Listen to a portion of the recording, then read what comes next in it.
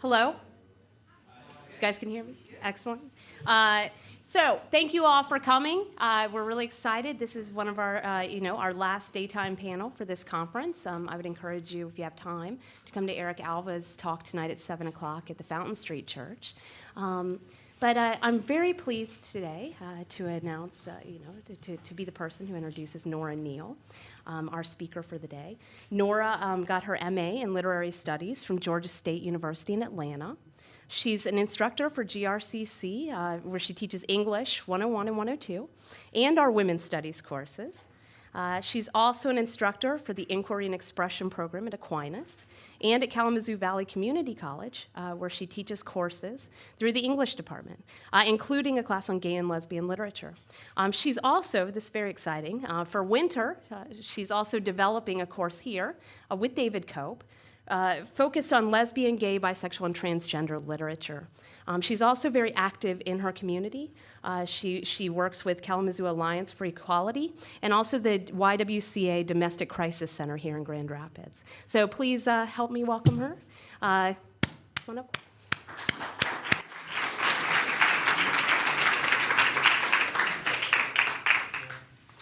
Hi.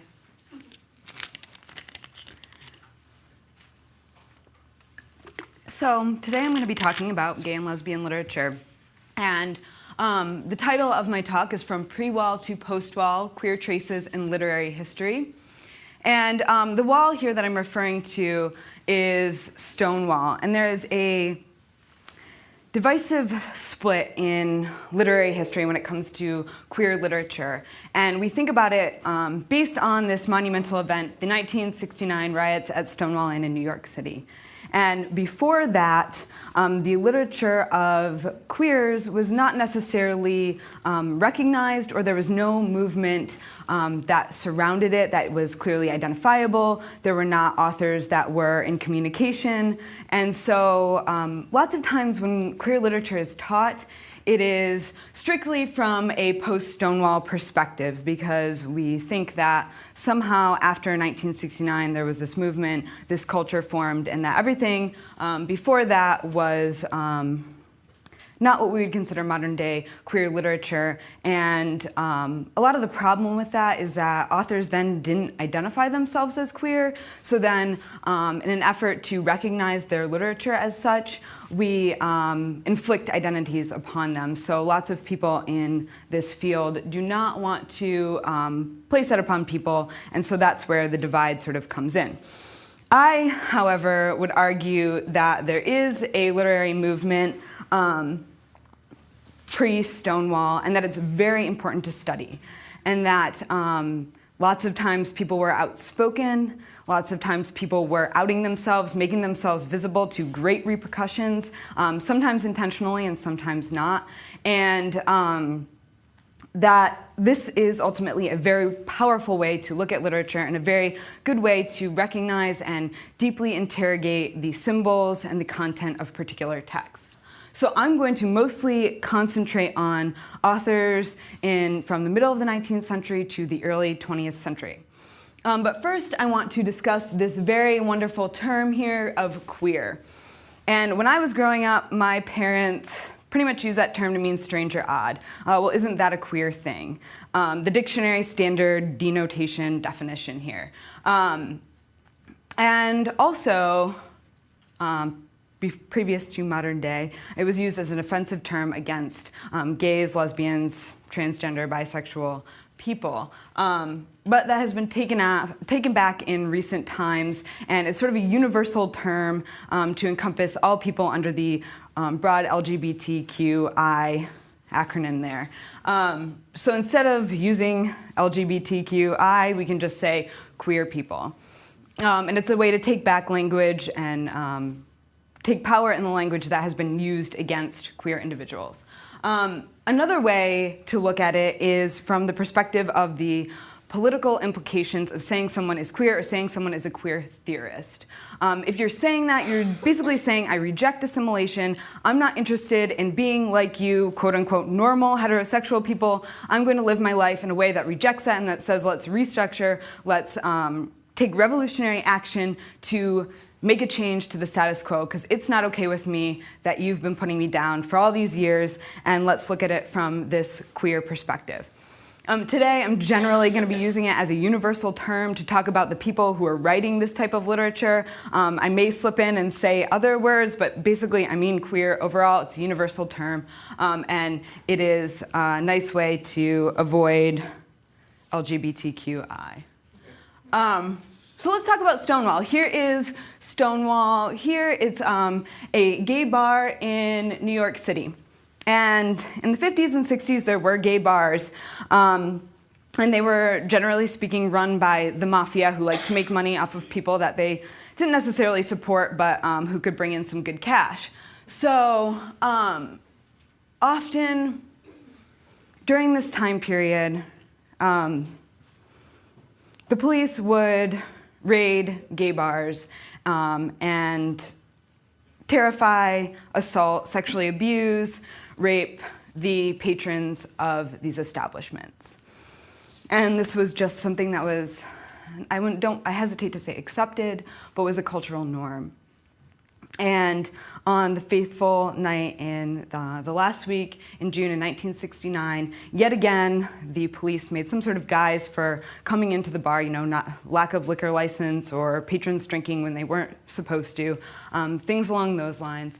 And they entered the bar, and the queer patrons, said that they were not going to put up with this, and they fought back. And it's generally attributed to drag queens, but I think that just makes it a little sexier. So it was really all the patrons there who were fighting back against the police, who had been brutalizing them for years and years and years.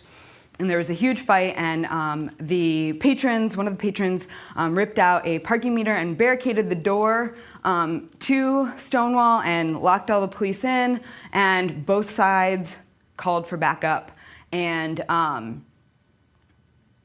that was the first homosexual riot, and started a new front in gay liberation and queer liberation, and saying that we're no longer going to put up with your crap, we're not going to be abused by you, this is not something that's acceptable with us, and you can't just knock us down without us saying anything. And it really put a light onto the gay rights movement. And this is the actual police report here that was written.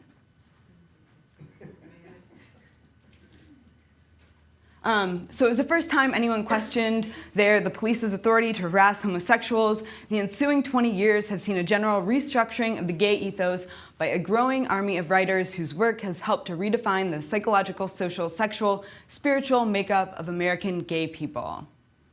And there they are hanging out at the bar. So Robert Farrow here writes, "The history of gay literature reaches back to a different world, to a world, in fact, before literature. Gay history, to be properly understood, must be pursued back to a period before books, back to an ancient time before the church, before the Bible, before monotheism, before Moses, practically before God. It is not my intention to trace seriously any of this today, except to say that gay literature is the result of many convergent cycles in history, often broken or lost between the lines, but always taken up again by individuals working on their own, either with a self-conscious knowledge of older traditions or with an instinct for the truth of the matter, which apparently is never completely lost, or because, from the beginning of human existence, homosexuality itself has never been far from the center of culture." So let's start with good old Walt Whitman. And he is often seen as the father, I suppose, of American gay men who write poetry. He's attributed as sort of a euphemism for someone's own sexuality if they refer to him in poetry or writing, as a way to say, I am gay and this is somebody who is part of my history. So there he is, and he was born in 1819 and died in 1892. And I just want to read a poem of his so we can get sort of a sense of what he was saying way back in the 1800s. "When I heard at the close of day, when I heard at the close of day how I had been praised in the Capitol, still it was not a happy night for me that followed. And else when I caroused, nor when my favorite plans were accomplished, was I really happy. But the day when I arose at dawn from the perfect health, electric, inhaling sweet breath, when I saw the full moon in the west grow pale and disappear in the morning light, when I wandered alone over the beach and undressing, bathed, laughing with the waters, and saw the sun rise, and when I thought how my friend, my lover, was in his way coming, then oh, I was happy, each breath tastes sweeter. And all that day my food nourished me more, and the beautiful day passed well, and the next day came with equal joy, and with the next at evening came my friend. And that night while I was all still, I heard the waters roll, slowly, continually up the shores. I heard the hissing rustle of the liquid and sand, as directed to me, whispering to congratulate me. For the friend I love lay sleeping by my side, in the stillness his face was inclined toward me, while the moon's clear beams shone, and his arm lay lightly over my breast. And that night, I was happy. So it's really important to remember Walt Whitman because he's seen as a crucial American literary figure.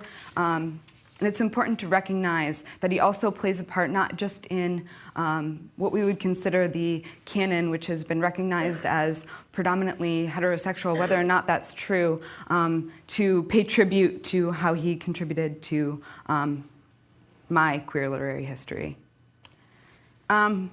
So Emily Dickinson is another also canonized figure in American literary history. And there she is. And Susan Gilbert was a good friend of hers who she corresponded with quite often. And they wrote letters to each other, and she would send her poetry, and Emily Dickinson would then get her feedback. She was her reader, her audience, which is sort of a theme we see over and over again with lesbian writers. They have someone who is their audience. Later we'll talk about Gertrude Stein and Alice B. Toklas. Same sort of relationship there. So Susan Gilbert was Emily Dickinson's audience, and later became her brother's wife.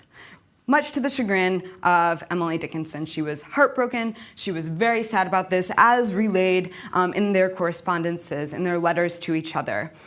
And here is an example of one of the letters that she wrote to, or the poems that she wrote to Susan Gilbert, later Susan Gilbert Dickinson. Her breast is fit for pearls, but I was not a diver. Her brow is fit for thrones, but I have not a crest. The heart is fit for home. I, a sparrow, build there, sweet of twigs and twine, my perennial nest. And Paula Bennett argues that Dickinson's imagery is sometimes clitoral, including the use of pearls in this particular poem.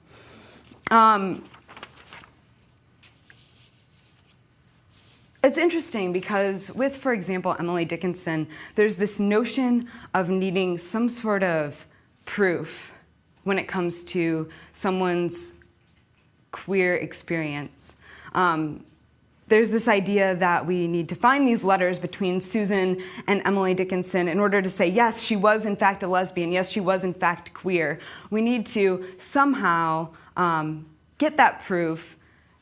But that's not really the case when we talk about heterosexual individuals. Nobody needs to say what were they doing with their intimate partners, who were their intimate partners, and is that a question of friendship, or is it a question of romantic friendship, or that they were lovers? So it's really a different way that we treat queer authors. And Emily Dickinson is a great example of this. People have been resistant to her, and many of the people I'm talking about today, to their queer identity. And so then we, of course, compile and publish lots of letters between the two women. So we could not have this talk without discussing Oscar Wilde. And Oscar Wilde is British, and obviously I'm focusing a little more on American authors today, but he is considered a bit of a martyr because he was guilty of platonic love, meaning that he had a relationship with a younger man, because Plato was first a younger man in relationships with older men, and then was an older man in relationships with younger men. That sort of relationship is deemed platonic, and so he was guilty of that. And not was he just guilty of that and okay, whatever he does, but he was sentenced to 2 years hard labor because of this, because he was convicted of this. So he had this affair with Lord Alfred Douglas, and Douglas's father was not so pleased about this relationship. Douglas didn't like his father. He thought he was kind of a jerk. He was an abusive guy. But that didn't matter. He did wield a little bit of power. So Douglas's father was out sort of to get Oscar Wilde. And we may know this name even if we don't study queer literature because of The Importance of Being Earnest and several other plays written by Wilde. And at one of the presentations of The Importance of Being Earnest, Wilde received a note behind stage that accused him of being a sodomite, accused him of sodomy, which, by the way, is still illegal in several states here in the United States. So anyhow, he got this little note, and Douglas said, you should press charges against my father. Douglas's father sent the note. You should press charges against my father. And Wilde went along with it, pressed charges for libel, and that was not such a good idea, it turns out, because upon investigating this relationship between Douglas and Wilde's other relationships with other men, it was discovered that he was, in fact, guilty of homosexuality, sodomy. And he was sentenced. And during the trial, there was this question of natural love and unnatural love. And in one of Douglas's poems, he speaks of unnatural love, and or not unnatural love, excuse me, of the love that dare not speak its name. And so in the trial, one of the people prosecuting Wilde asked him, said, he is speaking of unnatural and unnatural love, no? And this was Wilde's response here. The love that dare not speak its name in this century is such a great affection of an elder for a younger man as there was between David and Jonathan, such as Plato made the very basis of his philosophy, and such as you find in the sonnets of Michelangelo and Shakespeare. It is that deep, spiritual affection that is as pure as it is perfect. It is in this century misunderstood, so much misunderstood that it may be described as the love that dare not speak its name. And on account of it, I am placed where I am now. It is beautiful, it is fine, it is the noblest form of affection. There is nothing unnatural about it. It is intellectual and repeatedly exists between an elder and a younger man, when the elder man has intellect and the younger man has all the joy, hope, and glamour of life before him. That it should be so, the world does not understand. The world mocks at it and sometimes puts one in the pillory for it.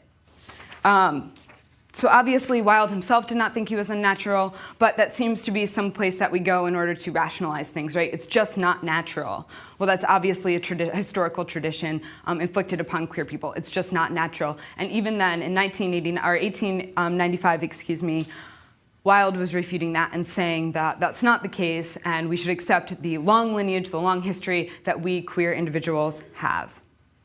So there we have Wilde and Douglas, looking awfully handsome. So the love that dare not speak its name, as I said, it was a phrase created by Lord Alfred Douglas, and the euphemism replaces direct reference to homosexuality and regularly occurs in queer texts written in the pre-Stonewall era. We see this often, and we see this often in criticism. The love that dare not speak its name, it recurs over and over again as a way to say these people had same-sex relationships or queer relationships. And I just thought this was hilarious. This is a 1920s postcard, and it says, "I don't like to see a woman do a man's work." So I just really liked that. And even now, scholars often hesitate to discuss authors' queer sexuality. It seems to be that there's this idea of allegations, like you should not place this accusation against this author that the people who are talking about it often like, so it seems that it's a really negative, bad thing that we shouldn't do. There's also this idea of omission. When we're talking about queer authors, we may tend to not want to talk about their personal lives, or we'll talk about maybe that they were married this one time, like Wilde was, his poor wife, and then not pay tribute to the other very important intimate relationships they had. And I don't think we give that same treatment to heterosexual authors. I think we're very willing to discuss their marriages, their personal lives. But why do we care? Why do we care if we talk about them or not? I think that it's very crucial to the understanding of any text. Well, usually when we're investigating a text very fully, we do pay attention to the author. We do think about the author, who they are, what their existence was like. Were there things that they had to be secret about? It certainly informs the way they lived. So another important figure is Radcliffe Hall, who wrote the first openly lesbian text that was published in 1928. She's also a British author, and it was titled The Well of Loneliness. And she actually may be considered a transgender author now. There's new studying being done on that. She preferred to be called John within her close relationships, which is interesting because we think about, people haven't mentioned their queer sexuality, or there's all this debate about their queer sexuality, and still we're uncovering other people who have been subjected to other types of omissions, or we don't want to talk about somebody being transgendered, and that seems to be the case with Radcliffe Hall as of right now.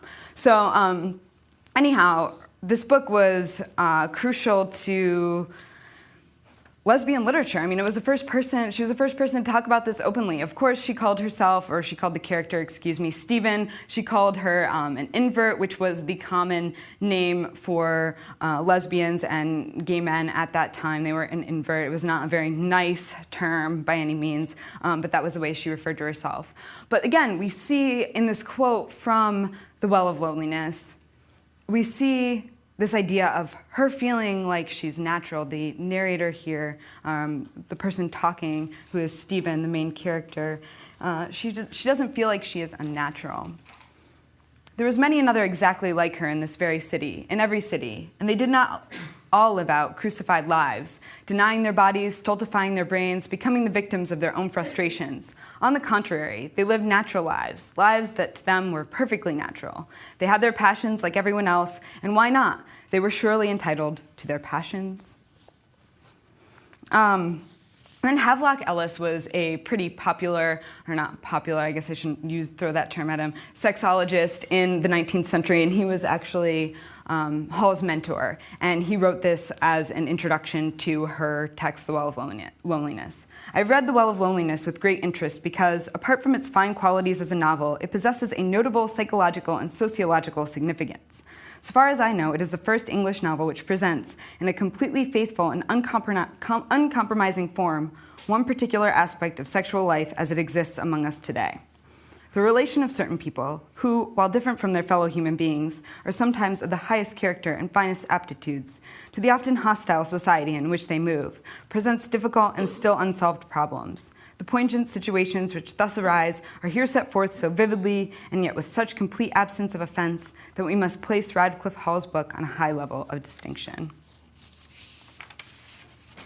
And she was taken to trial for obscenity in her literature because there's only one mention that perhaps these two women were going to have sex, and that was seen as too obscene, but really it was the fact that it was an openly lesbian novel.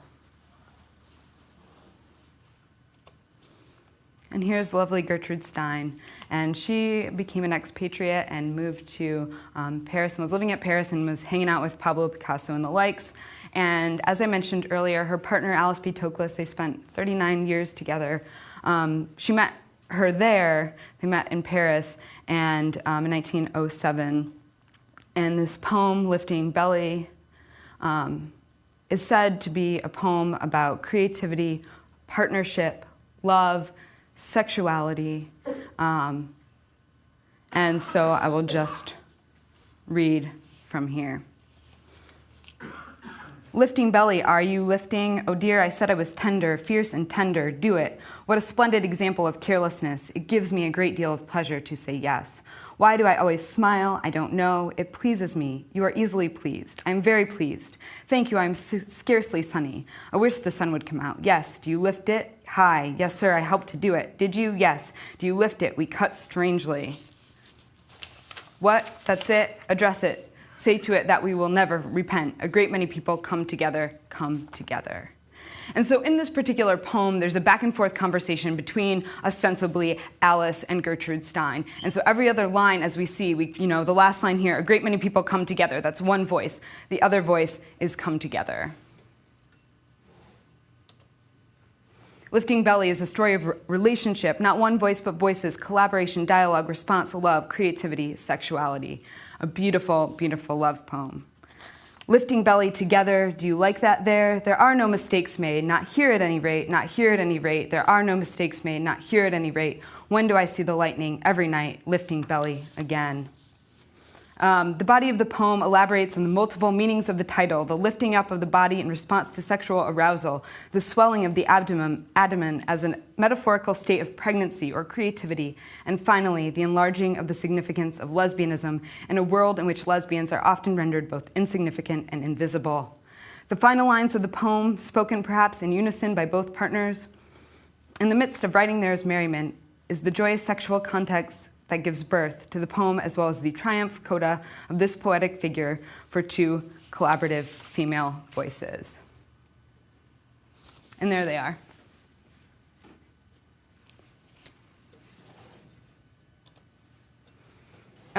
So we returned to Britain with E.M. Forster, and we probably have all heard of him, maybe not read Maurice, which is his gay novel.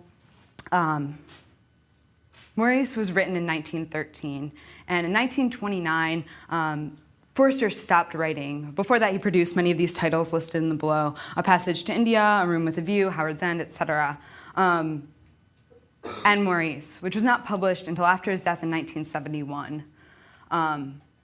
It's interesting how all these things sort of culminate. In 1967, homosexuality was made legal in Britain, and then 1969, there's Stonewall, and then in 1970, Forster died, and then in 1971, his text was published. But there was obviously a hesitancy on his part to be openly gay, to be out there and queer at this time period. And he said that he was very annoyed with society for making him feel so ashamed. He was annoyed that he had to hide because he didn't really feel bad about himself. He was just worried about the social and societal implications of his coming out, being seen as a queer figure. So Maurice is a very, very happy story of a young man named Maurice who falls in love with a boy at boarding school, and the boy's name is Clive. And they begin a romance, and it's very happy, and Clive is very okay with his sexuality, where Maurice is a little bit more, is a little more scared about it, has a little trepidation, and then he falls fully in love with him, and everything is happy and glorious. So this here on the right side is an excerpt from a summary of their relationship. During the next 2 years, Maurice and Clive had as much happiness as men under that star can expect. They were affectionate and consistent by nature, and thanks to Clive, extremely sensible. Clive knew that ecstasy cannot last, but can carve a channel for something lasting, and he contrived a relation that proved permanent. If Maurice made love, it was Clive who preserved it, and caused its rivers to water the garden. Their happiness was to be together.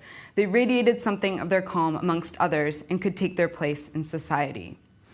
Unfortunately, Maurice thinks for himself, Clive leaves him for a woman. He decides, I'm not gay anymore, and he leaves him for a woman, which is very, very sad and low point in Maurice's life.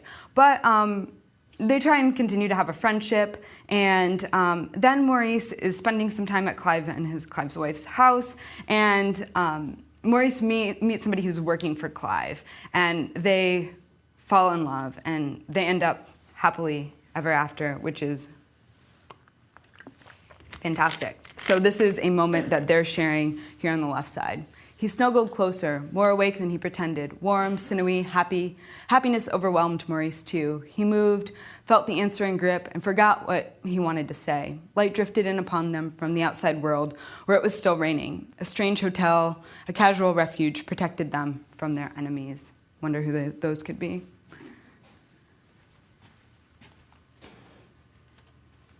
So, Virginia Woolf is often considered the one of the founders of feminism. And in my mind, I mean, I don't know, maybe after the hours it's more recognized, but she was married to Leonard Woolf, so I don't think it's widely recognized that she was, like I said, in my mind, a queer woman. And she had a long-standing relationship with Vita Sackville-West, who was also a writer at that time. And this is an example, as we see here, of more coded writing. We talked about Radcliffe Hall, who was very out, who said, I'm gay, had lesbian relationships, wrote about lesbianism without real fear. Well, I'm sure there was some fear there, but she was okay with it. Whereas there was more coded language being used with lots of authors who were writing at this time. So this is from A Room of Its Own, which is an important feminist text. And there's a particular point which is between Chloe and Olivia, and we see what happens here. We are all women, you assure me. Then I may tell you that the very next words I read were these. Chloe liked Olivia. Do not start, do not blush. Let us admit in the privacy of our own society that these things sometimes happen. Sometimes women do like women. Chloe liked Olivia, I read, and then it struck me how immense a change was there. Chloe liked Olivia, perhaps for the first time in literature. All these relationships between women, I thought, rapidly recalling the splendid gallery of fictitious women, are too simple. So much has been left out, unattempted. So we could read this through a queer lens. We can take things that are a little more coded based on outside information or our own abilities as readers and look a little bit deeper to see how this relationship could be seen as a queer relationship between two women. There's an anthology out now by Lillian Faderman, who's a premier lesbian scholar, and the title of it is Chloe plus Olivia. And so this has been seen as a moment of lesbian love written down in history. Langston Hughes is a really interesting and fascinating figure right now because he represents, we're right at the moment where people are saying that yes, he is queer, and other people are saying absolutely not, anything but that. So there's nothing written down, there's none of this proof that we talked about that he was in fact a queer man. So we see these poems and we have to do a little bit of our own reading into it, a little bit of our own discovery of what may be behind the words.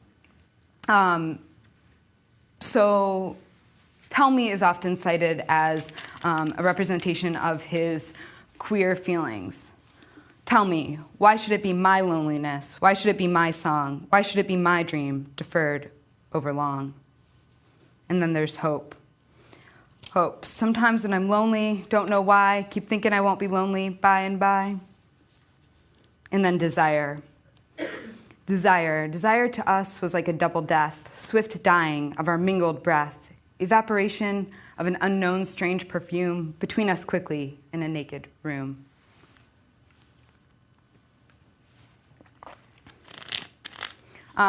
So, in my own fault, I guess, I have failed to adequately represent the diversity of the queer culture. I've shown lesbians, I've shown gay men, pretty much they're all white, aside from Langston Hughes. That's a problem for me. There's more work being done to try and discover the queer authors of color. Nora Neill, there's a new book out about her queer sexuality, but that seems to be a problem still now in the movement, as it was a problem in the past. So I know I'm not perfect. All right, so here's one of my favorites, Willa Cather. And this is an opportunity for us to look closely at a text and see how one may decipher a queer reading from a very, what seems to be not queer text. We think of it as just, well, I'll give you some background. So this is O Pioneers. It was written in 1913. Willa Cather was, in fact, a lesbian. She spent a lot of her life with Edith Lewis. They lived together. She was perhaps out privately, not publicly. And so she has this book, O Pioneers, and the main character is Alexandra Bergson. And Alexandra is a fierce Amazonian woman who takes charge, and her father dies when she is at a relatively young age. And recognizing her strength, he gives the farm to her and control of everything, all of the farm, to her. So she goes on to cultivate the land, and what was a very impoverished piece of property became rich and made her a lot of money. And then her two brothers were sort of in partnership with her, but they didn't really like her or the way she thought about doing things. So as her life progresses, we reach her at her adult age, and she has this friendship. She calls her companion, Marie. And Marie is a bohemian woman, and they have a great friendship. And this is a moment in the text which, to me, offered a reading of how we can, or I guess a way that we can go deeply into a text to find the queer subtext that resides beneath the surface. So, the characters, Marie and Alexandra, find a nook surrounded by boundaries. The land they choose avoids confines. The grass grows long, thick, and luxuriant, and is free from measures that prohibit natural growth. We see this idea of the natural, and we see Willa Cather conflating the natural with what is perceived as the unnatural to show that what society thinks is unnatural is in fact found in what is actually nature, such as trees and grass, etc. So, Marie led them to the northwest corner of the orchard, sheltered on one side by a thick mulberry hedge and bordered on the other by a wheat field, just beginning to yellow. In this corner, the ground dipped a little, and the blue grass, which the weeds had driven out in the upper part of the orchard, grew thick and luxuriant. Wild roses were flaming in the tufts of bunch grass along the fence. Under a white mulberry tree, there was an old wagon seat.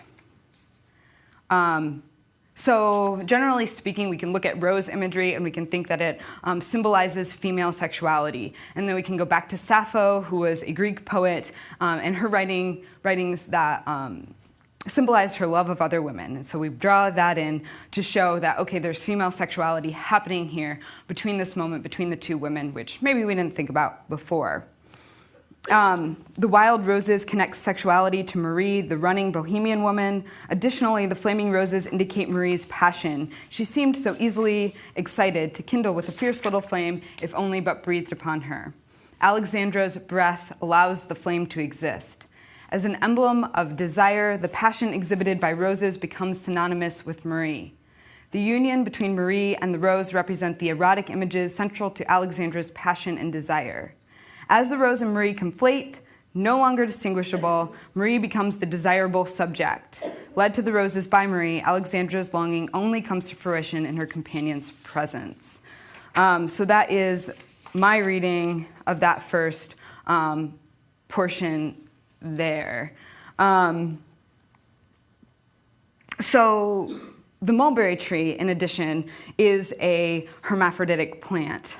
Would not use hermaphrodite in any other circumstance, I assure you, but it is a plant that is able to fertilize itself. So back in the 17th century, people were talking about this and how the white mulberry tree in particular was able to fertilize itself. Therefore, this tree can replant itself.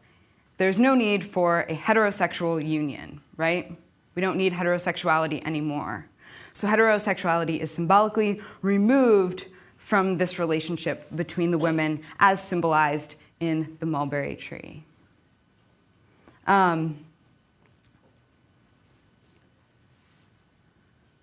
So then we look at the second part, and it says, "You must have the seat, Alexandra. The grass would stain your dress," the hostess insisted.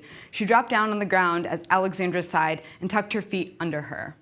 And this here is, in my mind, a representation of how Alexandra is given the seat constructed by society. So she is asked to sit on the seat that says, "You are unnatural, you are not okay," while Marie and her heterosexuality, which we know through her character development, is placed in the natural landscape. And then Alexandra took off her shade hat and threw it on the ground. Marie picked it up and played with the white ribbons, twisting them about her brown fingers as she talked. They made a pretty picture in the strong sunlight, the leafy pattern surrounding them like a net. The Swedish woman, so white and gold, kindly and amused, but armored and calm, and the alert brown one, her full lips parted, points of yellow light dancing in her eyes as she laughed and chattered. And And then we think about the different racial implications here and about how in the 19th century it was a taboo for interracial mingling, and that may be, again, an allusion to homosexuality, which was also not okay. Yeah, so this is my particular reading, and I could go into more depth, but I won't, of how we can look at a text, think about how maybe it has queer implications, and move on to do a deep reading of the text and really come out on the other side with much more knowledge about what's going on with Willa Cather, how she's critiquing society, how she's critiquing this idea that, this unnaturalness of queerness, and how she's trying to show that this needs to be obliterated. Now, since 1969, we've obviously had a boom in the queer rights movement and in the queer rights literary tradition. And here are just a few titles from part of my library on fictional text. You also see my bias there. I tend to like novels as opposed to poetry and plays. There are a few of those up here, though. And all of the works that's being done, a few of them are what we would consider pre-Stonewall, but again, that just speaks to my area of interest, and I didn't get a chance to talk about them. So here they are.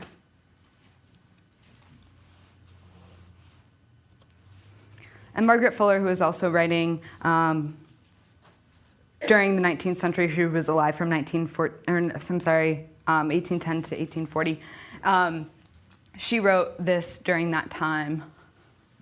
It is true that a woman may be in love with a woman and a man with a man. It is pleasant to be sure of it, because it is undoubtedly the same love that we shall all feel when we are angels.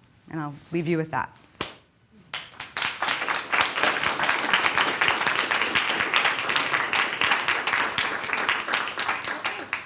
Does anybody have any questions?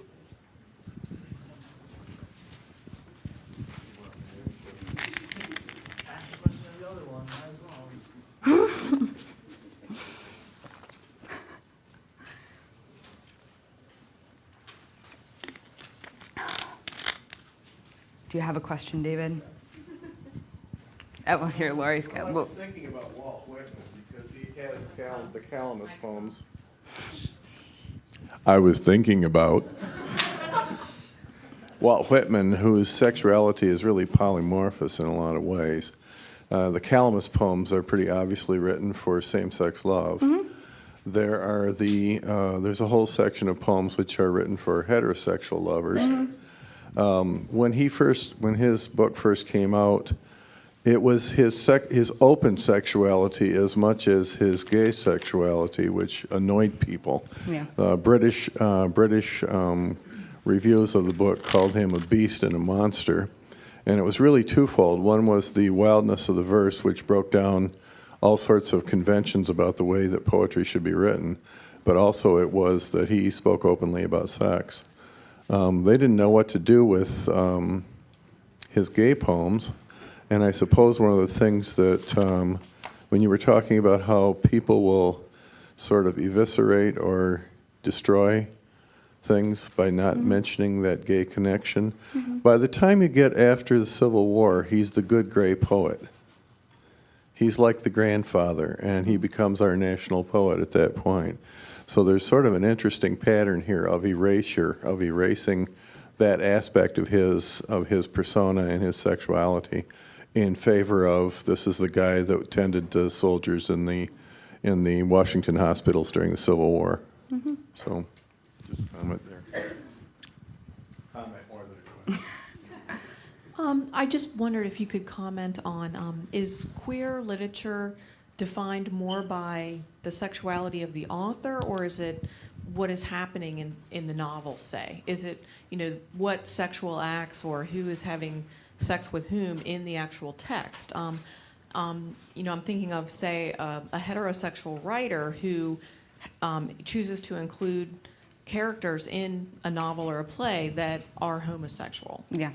So just anything you can I would say it's the content of the novel, because ultimately that's the text that we're working with. We're not working with the author's life as text. We're working with what we have there. I'm just tend to be a little more cynical and skeptical about authors who aren't queer, writing about queer topics. Like Parrotfish is a young adult novel that was recently written, and it's about a transgender individual. The author's not transgender, and I find a bit of her representation problematic, and I probably would be more okay with that problematic presentation if the author was transgender, for example.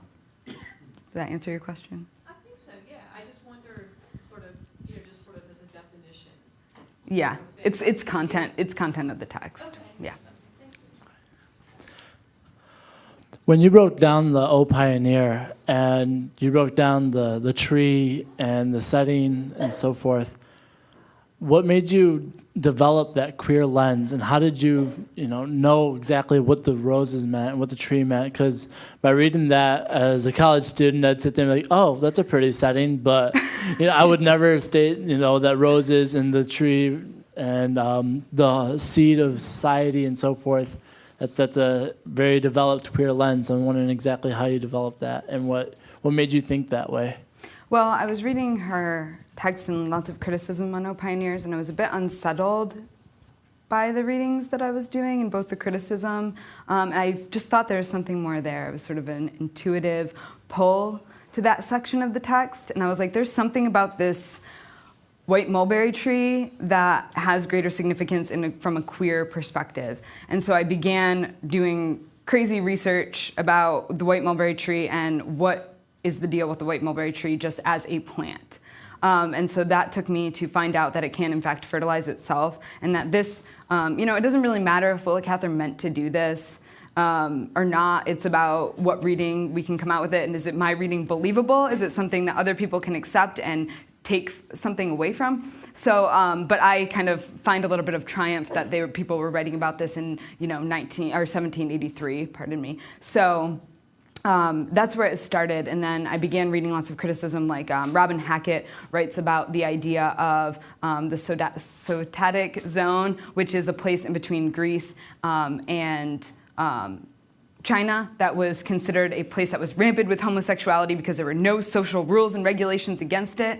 And that was also, because that was an Asian region, there's this idea of the racial mingling, and also this idea of transplanting that particular culture into her texts that Hackett argues that Willa Cather does. And it just so happens that the white mulberry tree is from Asia and was brought to the United States. So all of those things just start to sort of come together, and then I start to write. I keep writing. Any other questions?